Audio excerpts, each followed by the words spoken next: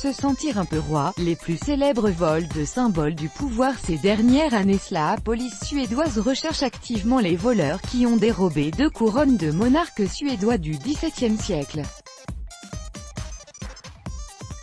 Mais pourquoi voler les joyaux de la couronne difficile à écouler? Est-ce le désir de se sentir un peu roi qui anime les malfaiteurs? Voici quelques autres cas de disparition criminelle de symboles du pouvoir. Les régalias ou d'autres symboles du pouvoir, ces objets de grande valeur, attirent assez souvent les voleurs bien que ces chefs-d'œuvre de joaillerie soient trop célèbres pour être revendus. Spoutnik rappelle les vols de symboles du pouvoir qui ont marqué ces dernières années. Les couronnes du roi Charles IX et de la reine Christine en Suède. Des inconnus ont substitué le 31 juillet les couronnes du roi Charles IX 1550 à 1611 et de la reine Christine et un orbe, un globe surmonté d'une croix du XVIIe siècle. Ces régalias, considérés comme des trésors nationaux, étaient exposés dans la cathédrale luthérienne de St à Trema Ngna Tremaes, à l'ouest de Stockholm. Cet édifice de style gothique, situé au bord du lac Mälaren, renferme 5 sépultures royales dont la plus importante est celle de Charles IX, fils du célèbre roi Gustave Vasa. La couronne en or de Charles IX est rehaussée de pierres précieuses, d'argent et de perles rares. Elle avait été posée sur la tête du roi Charles IX lors de ses obsèques en 1611.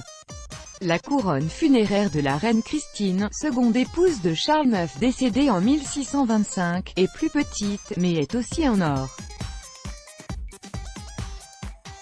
Les voleurs sont aussi repartis avec une croix et un orbe. Mercredi, le journal suédois Expressen a annoncé que selon la police, des objets liés avec ce cambriolage avaient été retrouvés, supposant qu'il pourrait être question de régalia eux-mêmes. Toutefois, la police ne confirme pas cette information.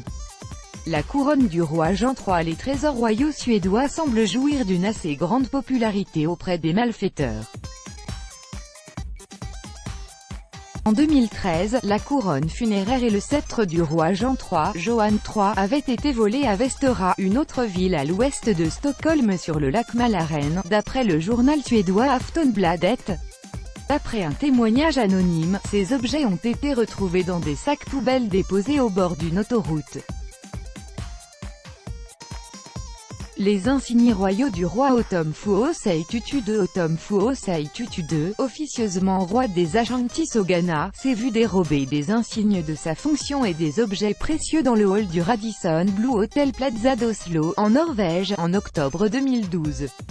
Et les conséquences de ce vol auraient pu être très sérieuses, en raison de la valeur symbolique de ces objets, des marques de dignité sacrée.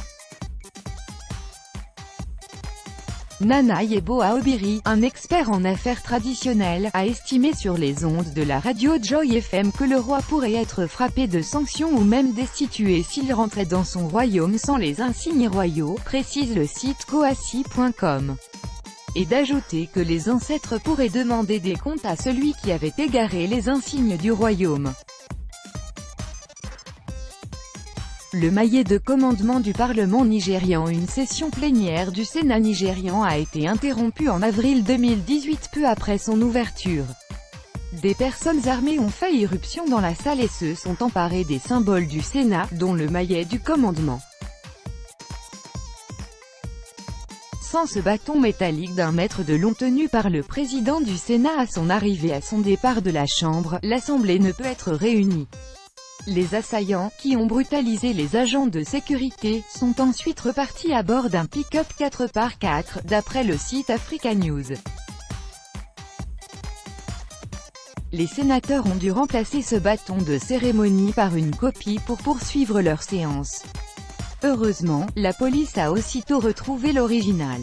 Les forces de l'ordre ont mené des raids massifs, des missions de patrouille et ont collecté des informations. Ces activités intenses ont poussé les malfaiteurs à se débarrasser du maillet qui a ensuite été retrouvé sous un pont à l'entrée de la ville, d'après des médias africains. La couronne de la Vierge de Fourvière. En mai 2017, une bande de cambrioleurs s'est introduite dans le musée d'art religieux de Fourvière, à Lyon, pour en dérober une couronne rehaussée de 1791 pierres précieuses, l'une des pièces maîtresses, d'après le journal Lyon Capitale.